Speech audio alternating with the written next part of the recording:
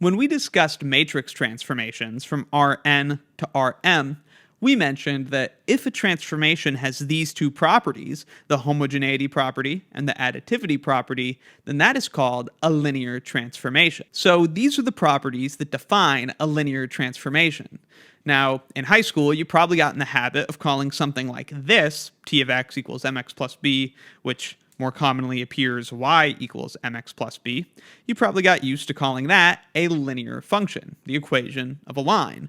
So it's interesting to ask, is a linear function a linear transformation on the real numbers? And of course, what makes it interesting to ask this is the answer, and that the answer is no. A linear equation does not describe a linear transformation on the reals. To see why this is, we simply look at the two properties, beginning with the homogeneity property.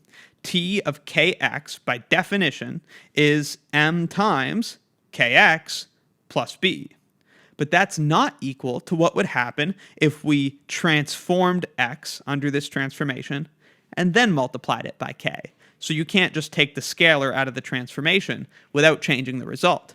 Because if we transform the vector x, which in this case is just a real number, if we transform x first, what we get is mx plus b, and then if we multiply that after the fact, clearly that's not equal to what happens when we plug in kx. So a linear equation does not have the homogeneity property, so certainly it's not a linear transformation. We can also check the additivity property, and we find that the additivity property is not satisfied either.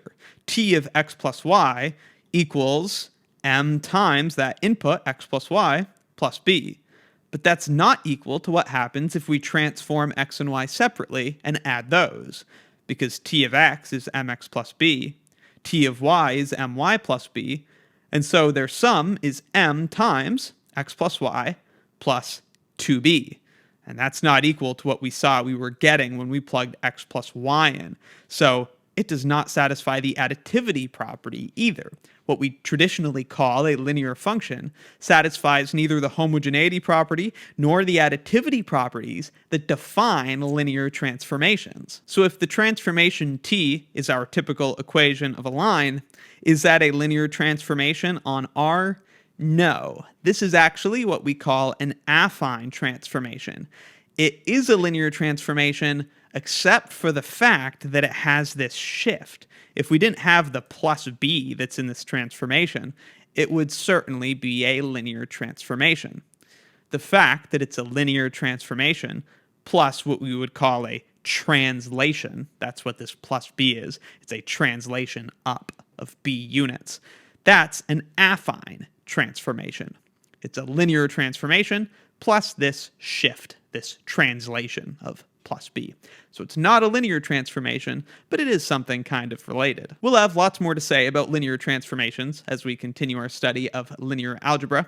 And if you're looking for more, be sure to check out my linear algebra course and linear algebra exercises playlists in the description.